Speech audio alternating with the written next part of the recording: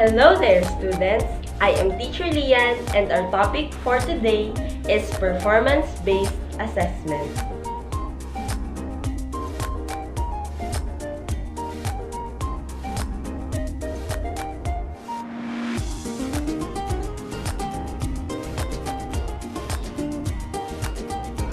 At the end of this lesson, you are expected to demonstrate an understanding of the meanings and forms of performance-based assessment and to discuss the uses, focus, and approaches of performance-based assessment.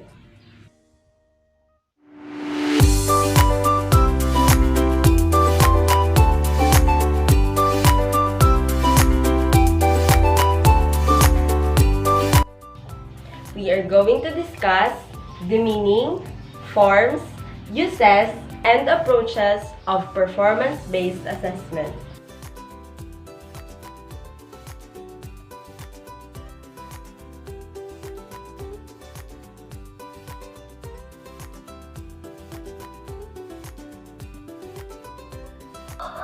Performance-based assessment, or PBA, is defined as a direct and systematic observation of the actual performance of the students based on the predetermined performance criteria.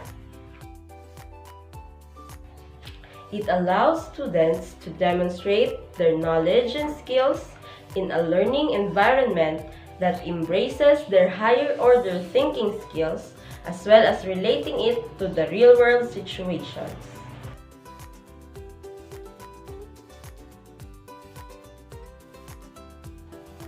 There are different forms of performance-based assessment, such as extended response task, restricted response task, and portfolio.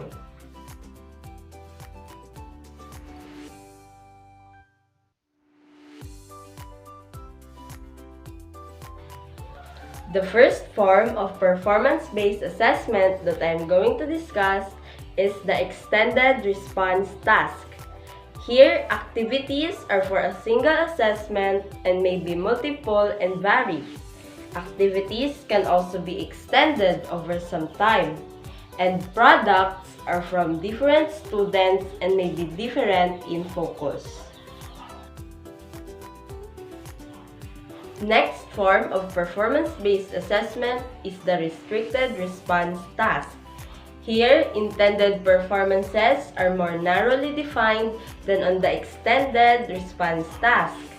Questions may begin with a multiple choice or short answer stem, but then ask for an explanation or justification.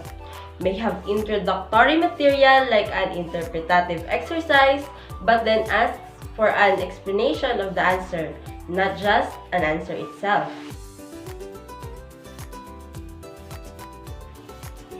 Last form of performance-based assessment is a portfolio. A portfolio is a purposeful collection of student works that exhibit a student's efforts, progress, and achievements in one or more areas. For example, an e-portfolio that is a collection of all the quizzes and other student works.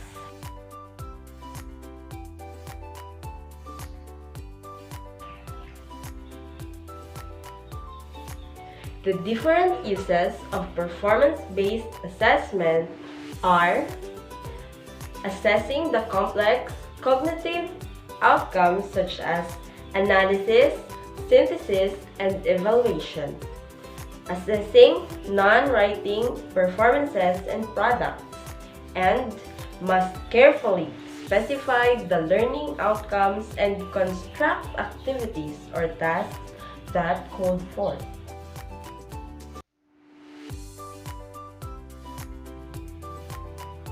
The focus of performance-based assessment is that it can assess the process, product, or both, depending on the learning outcomes. It also involves doing rather than knowing about the activity or task. The teacher will assess the effectiveness of the process or procedures, and the product used in carrying out the instruction. The question is, when to use the process and the product? Use the process when there is no product. The process is orderly and directly observable. Correct procedure or steps are crucial to later success.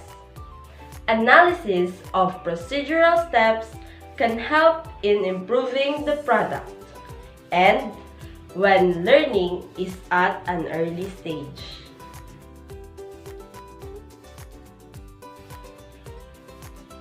Use the product when different procedures result in an equally good product.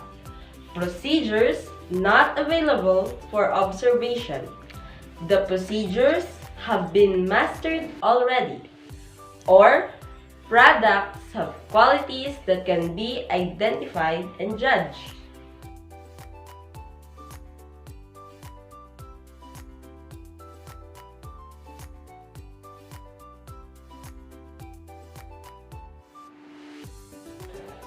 Next is the different approaches for performance-based assessment.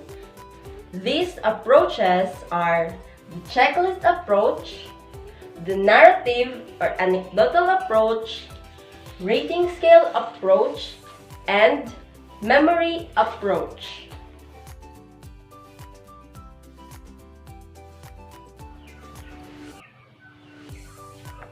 Checklist approach is observation instruments that divide performance, whether it is certain or not specific. The teacher has to indicate only whether or not certain elements are present in the performance.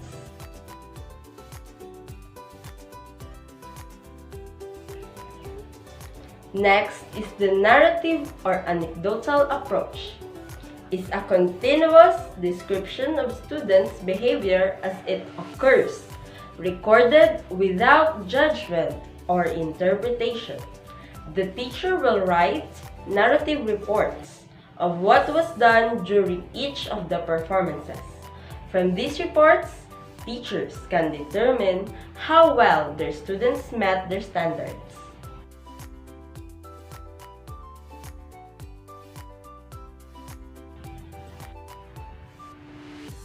Third is the rating scale approach.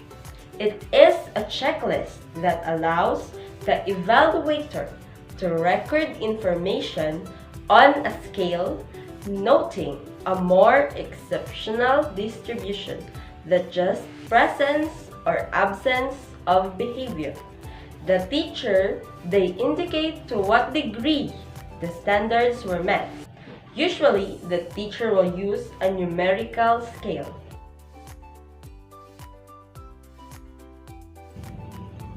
Fourth is the memory approach.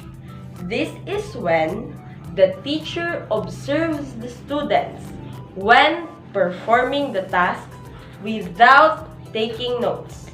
They use the information from their memory to determine whether or not the students were successful.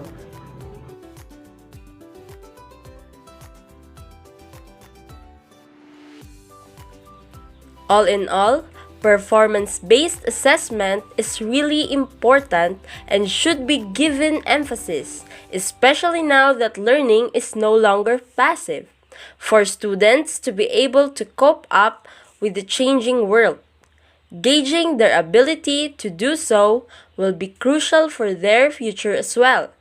This is also why we must not stop to enhance the activities we provide.